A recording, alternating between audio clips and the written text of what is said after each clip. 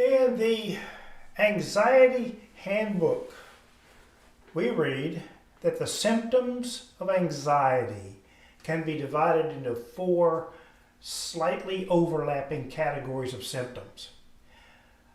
The physiological, what your body is experiencing; the cognitive, your thoughts; the emotional, your feelings; and the behavioral, what your body is doing externally. The physiological symptoms include diarrhea, vomiting, other gastric problems, frequent urination, flushing of the skin, lightheadedness, headache, muscle tension, rapid heart rate, palpitation, recurrent localized pain, shortness of breath, sleeping problems, sweating, involuntary twitching of muscles, and tingling sensations. The cognitive symptoms include confusion, poor memory, decreased problem-causing skills, difficulty concentrating or paying attention, and distorted perception, morbid thoughts, obsessions, and oversensitivity. The emotional symptoms include anger, rage, lashing out, fear or even terror, fear of losing control, feeling as if one is not in one's body, feelings of apprehension, loss of one's sense of reality and panic, and an extreme need to escape the situation.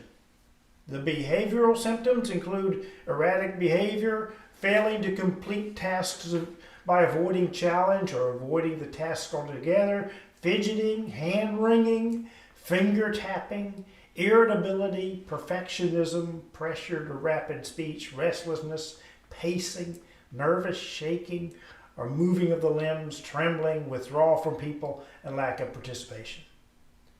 Wow. Now, some of these symptoms may apply to you. I know some of them apply to me sometimes. Anxiety comes to us all at times. The problem is when anxiety stays. That's when it becomes a disorder. In today's text, Jesus encounters someone with anxiety, and he uses that as an opportunity to teach his disciples how to avoid it. So in addition to his encouragement for us to stay real in the first part of this chapter, Luke chapter 12, he teaches us to stay calm in this part. Stay calm because life is not about taking care of ourselves. Verses 13 to 21. Then someone from the crowd said to him, "Teacher, tell my brother to divide the inheritance with me." But Jesus said to him, "Man, who made me a judge or arbiter between you two?" Then he said to them, "Watch out and guard yourself from all types of greed, because one's life does not consist in the abundance of his possessions." He then told them a parable. The land of a certain rich man produced an abundant crop. So he thought to himself, "What should I do? For I have nowhere to store my crops." Then he said, "I will do this. I will tear down my barns and build bigger ones, and there I will store all my grain and my goods. And I will say to myself, you have plenty of goods stored up for many years. Relax, eat, drink, and celebrate." But God said to him, "You fool, this very night your life will be demanded back from you. But who will get what you have prepared for yourself? So it is with the one who stores up riches for himself, but is not rich toward God." Last week we saw the setting of this discourse. It is very similar to that of the Sermon on the Mount. Jesus is teaching his apostles, and there's a very large crowd looking on and listening in. This section begins with a rude interruption. Someone from the crowd blurts out a request for Jesus to arbitrate a dispute over his inheritance. I think we can add rudeness and lack of consideration as symptoms of anxiety too. This man interrupted the Lord's sermon to his apostles with a personal request. It had nothing to do with what Jesus was preaching about. Jesus said as much in reply to his request. He essentially said to the rude interrupter that the man's inheritance is none of his business.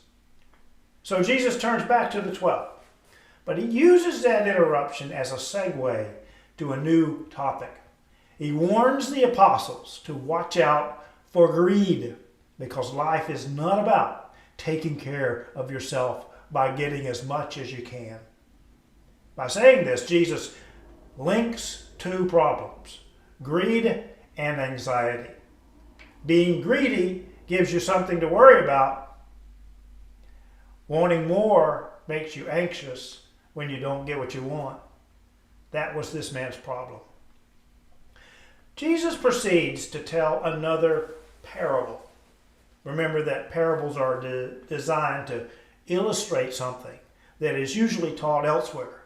Avoiding the two related evils of greed and worry are identified by Jesus as the subject matter of this parable. He said in verse 15 for us to guard ourselves against greed, and he will go on to tell us not to worry in verses 22 and 29, and not to be afraid in verse 32. The parable is about a farmer who has anxiety because he is greedy. As a farmer, he is a tremendous success. He had such an abundant crop that his current barns were not going to be able to hold his whole harvest. Now, if this man had not been greedy, he might have seen this as an opportunity to be a good Samaritan to all his poor neighbors. In so doing, he would have been obeying the second great commandment of the law. But he was greedy.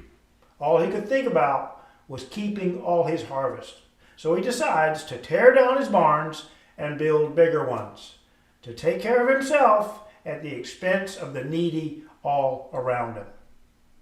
The rude interrupter was like that. He was anxious to get what was coming to him, and so worried about it that he interrupted the preaching of the gospel to feed his greed. In the parable, the Lord calls this rich, anxious man a fool. He had been a success as a farmer, but a failure as a person. His greed for more stuff caused him to waste his life on stuff that he could not keep. He would die, and all that stuff he had accumulated would go to someone else. You could call such a man stupid. He worried about the things of this life, but never gave a thought to preparing for the next. That is what happens to someone who stores up riches for himself, but is not rich toward God. Stay calm, because the ravens are teaching us something. Verses 22 to 26.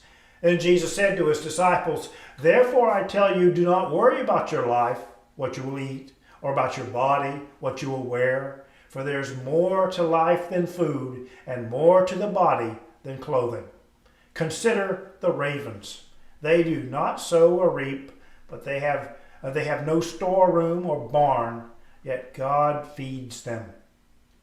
How much more valuable are you than the birds? And which of you by worrying can add an hour to his life? So if you cannot do such a very little thing as this, why do you worry about the rest?" Jesus gives us three examples of those who are not overcome by greed and who are not eaten up by anxiety.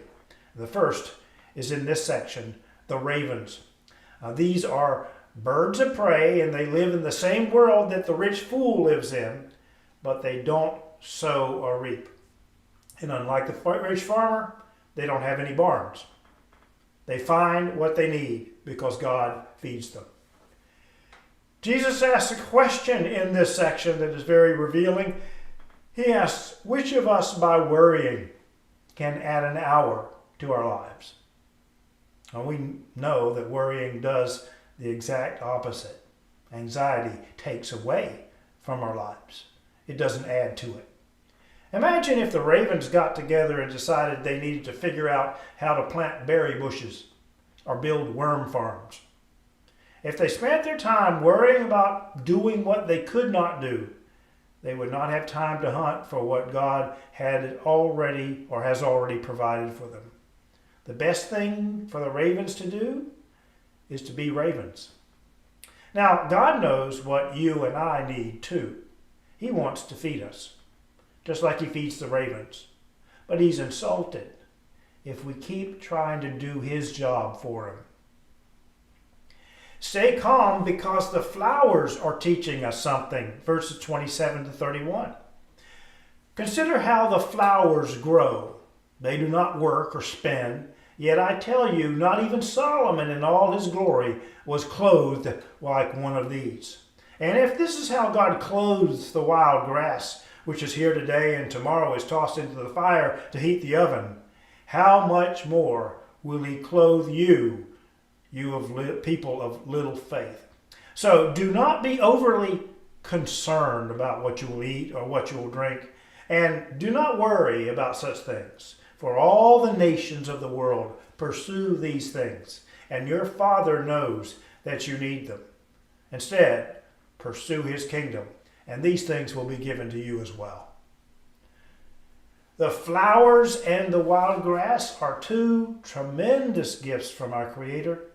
They adorn this world we live in. They give it a glorious color. And I remember on our through hike in 2018, I was talking to a young lady who was hiking with us for a time, and we were looking out over a meadow of some of the lushest green grass we'd ever seen.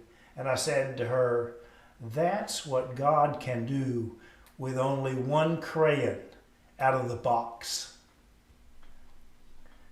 And in the culture in which Jesus and the apostles lived, the grass was also an abundant source of free fuel for cooking. It could be harvested, dried, and burned in the ovens to cook food. Imagine that. Something to do with grass that doesn't require spending thousands of dollars on a lawnmower. Jesus tells us not to worry about the things that all the nations of the world pursue. In fact, the words "do not be overly concerned about" in verse 29 is the same word translated "pursue" in verse 31. We are to spend our time pursuing God's kingdom. The kingdom of God is either his rule in our lives today or his rule of the restored universe when Christ comes again. Now, either way, we are to be concerned about God's will and his plan, not the mundane things like food and clothing. The contrast is that the nations of the world, without God, pursue the mundane things. In fact, the word pursue is a stronger word in verse 30. The nations of the world eagerly seek the things of the world. When they don't get enough to satisfy their greed, they become anxious. Stay calm because the sheep are teaching us something. Verses 32 to 34. Do not be afraid, little flock, for your Father is well pleased to give you the kingdom. Sell your possessions and give to the poor. Provide yourselves purses that do not wear out, a treasure in heaven that never decreases, where no thief approaches and no moth destroys. For where your treasure is, there your heart will be also. The little flock in verse 32 is not a flock of ravens, it is a flock of sheep. Jesus uses the shepherd and sheep metaphor a few times in the Gospels to describe his relationship with believers. For that reason, one of the words describing a church leader is pastor, another term for shepherd. Jesus is the chief shepherd, and we pastors are the under shepherds. I have seen actual sheep following their shepherds on 4 continents. I've seen it here in America, in Europe, Oceania, and in Africa. Not once in any of those places have I ever seen a sheep carrying something on his back. Sheep don't have to collect things and carry them with them. No, the shepherd provides all the flock needs. Sheep can teach us something about how to live our lives. Instead of pursuing all the things we might need or want, we'd do much better if we focused on just being sheep. That is all the sheep is responsible for. So it leaves it to the shepherd to take care of all its needs.